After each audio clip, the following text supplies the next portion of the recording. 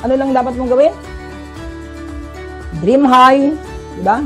Be happy, and have a gratitude always. Thanks God. Agritsikahan at iba pa. Agritsikahan at iba pa ay mga kwento ng iba't ibang uri ng tao na sumasalamin sa pagpupunyagi ng isang pamilya o individual upang lumago ang kanyang pamumuhay bunga ng agrikultura. Mga kwento ng mga tunay na Pilipino na may puso at pagmamahal sa kapwa, sa kalikasan, lalo na sa agrikultura. Mga individual na patuloy na nagbibigay ng positibong ehemplo sa bawat Pilipino na ang pagtsatsaga at pagsisikap sa buhay ay siyang magiging susi ng bawat isa para umangat sa buhay.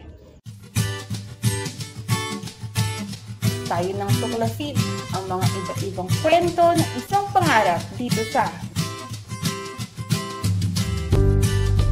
Agritsikahan at iba pa.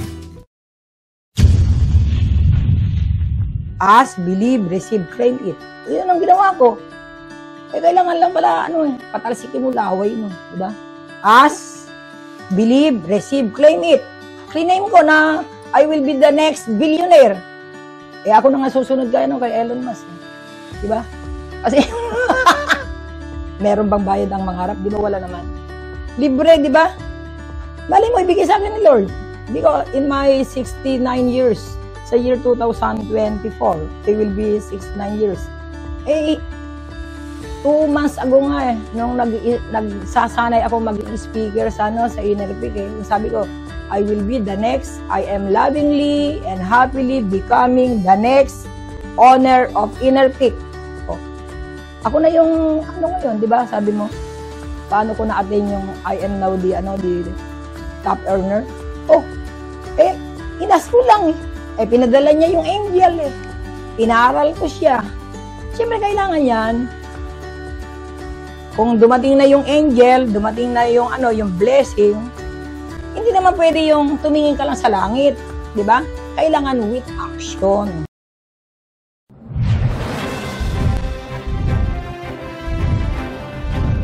News Philippines Online.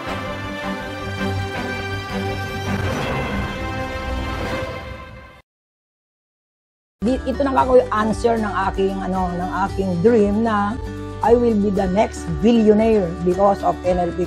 Not only in the Philippines, but in the whole world.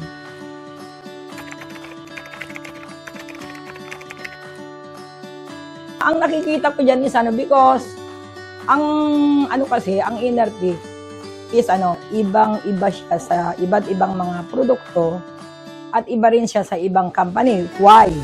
Siyempre, sasagutin ko rin yung tanong, di ba? Because the Inner Peak is manufactured here in our country, in Tarlac. So, nagpunta ko sa Tarlac, siyempre, I have to see it. Siyempre, may kasabihan na to see is to believe, di ba? So, para maniwala ako na bakit mura siya, bakit effective siya, ano ba yung ginagamit ng mga ingredients, nakita ko talaga yung manufacturing doon sa Tarlac So, kaya pala ako na ibebenta ito ako ng affordable because dito lang minamanufacture sa bansa natin. Hindi nang gagaling sa ibang bansa.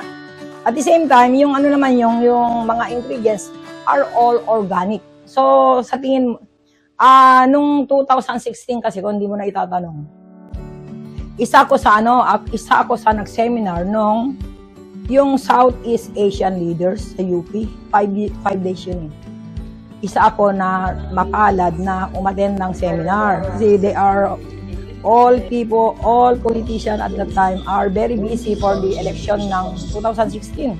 Yung tumakbo si President Duterte. So, isang leader, si Mayor Simon, ang nag-recommenda sa akin na, Agawad, ikaw na lang, Kapitan na Texon, ikaw na lang umattend dun sa seminar sa UP. Ako yung seminar dun. Regarding ikaw yung sa SSE. 2016 yun SSE. Ano ako ibig sabihin ng SSE? Di umattend ka ng seminar para malaman mo. Di umattend ako. Di ang konsepto pala ng seminar ng SSE is Social Solidarity Economy. Ano ibig sabihin nun? Mahirap ipaliwanag kung hindi ko umattend ng seminar. may nandiyan mga libro, binasa ko, inaral ko. Ang kasama ko doon, mga leaders ng Southeast Asian nation. Imagine ha, ang karaniwan lang barangay captain, pagkaraniwan nagtitinda ng hangkong, nakasama niya sa seminar yung mga leaders sa iba't ibang bansa. Imagine 2016. Anong pinag-aaralan noong 2016? Ang pinag-aaralan nila noong 2016, what will happen on 2020, on the 20th century? Hindi, sabi mo, hindi naman pala kakot ng mga, kaya pala tayo, third world country. Alam mo kung bakit? Ang ibang bansa, 5 years from now, inaaral na nila what will happen on that year. Kaya naaral ko nga doon is 2016 SSA, Social Solidarity Economy. Ano ibig sabihin nun? On the year 2020, it will be wisdom age. Ang ibig sabihin, on 2020 is a wisdom age, all, ang sabi doon, all drugs, all food, all gadget or technology will be organic. Imagine, 2016 pala yun. 2020 na pinag-aaralan. Kaya, naaral ko dun na, pagdating daw ng 2020, if you buy drugs, hindi na drugs ang bibilin mo. Hindi na yung nabibili sa drugstore, kundi yung organic na food supplement.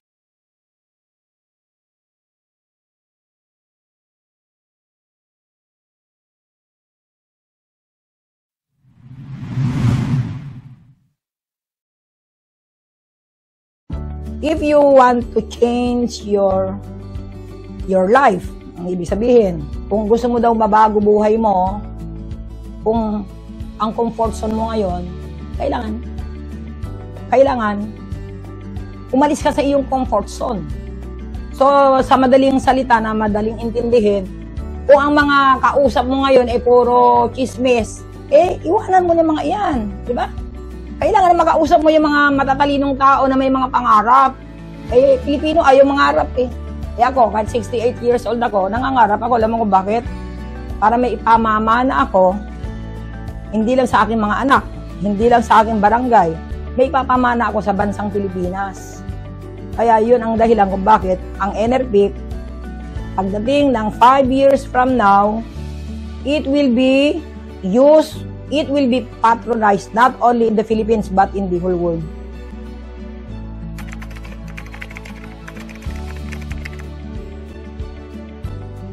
Sa mga nangangarap na na maging top seller ng NRPIC. Kung titignan natin yung nangangarap dapat yung pangarap kasi may katumbas na action hindi yung nangarap lang, di ba? So, kailangan dedicated ka, kailangan yung consistency, ano ba tawag doon? Consistency, saka naka-focus ka dapat doon sa gusto mong na mangyari sa buhay mo. Kaya ako, halimbawa, nung nangarap ako na mag-earn ng more than 5 digit, 6 digit. Siyempre, pangarap ko, milyon, diba? Billion, diba? Because of NRPIC. I have to work hard. I have to focus of what I am doing. Kaya, ibig sabihin, kailangan din, tuloy-tuloy na aralin mo yung produkto. At saka, ano yung health benefit niya. Kailangan marunong ka mag-explain. Kailangan marunong ka rin magpaliwanag kung paano kumita ang isang distributor. Diba? Hindi pwede yung yung gusto mo lang mangarap, gusto lang yumaman na walang action. There must be an action. You must be sincere on your dream. Kung gusto mong mabago sa pagbabago. Because progress is impossible without change. Kung gusto mong mabago buhay mo, baguhin mo yung dati mong ginagawa. Nangangarap na masundan yung aking yapak, I am willing to help them, encourage yung tao, di ba? Paano mo makukuha yung kanyang weakness? Siyempre, lahat ng makakausap mo sasabihin, ay wala akong pera eh. Di ba? Wala akong pera. Pero kung pagpapaliwanagan mo, para magkapera ka, dahil ngayon wala kang pera, para magkapera ka, gusto mo paliwanagan kita kung paano ka kumita ng katulad ng kinikita ko. Kaya ngayon, marami ako na-encourage kasi yung auto ngayon na programa ng auto place package na programa ngayon ni na Interpay, napakaganda eh. Napakaganda ng kanyang ano ba tawag dito? Yung how you earn. Hindi ka na kailangan mag-invite eh. Hindi ka na kailangan mag-recruit. Yung i-invite mo, yung i-recruit mo, paliwanagan mo lang. Siya na mismo ang kusang sasama sa iyo. Kasi gusto rin nilang kumita sa hirap ng buhay ngayon, di ba? Eh, dati ang 1 kilong bigas, 30 lang, 32. Ngayon, dali ako sa palengke, 55, 60. So, lahat ng tao ngayon gustong kumita, gustong magkaroon ng financial freedom, di ba? Kaya kung halimbawa, we are sincere with our advocacy, na tumulong, na bago man lang ang buhay nila, eh we must be sincere. Kaya yun ang aking ginagawa ngayon. Wala akong sinasayang na panahon, wala akong sinasayang na oras. I must share my idea that God has given to me. Para naman, yun man lang maiwanan ko ng legacy, if ever na mabago ko buhay nila, eh doon nila ako maalala pag wala na ako dito sa ibabaw ng lupa.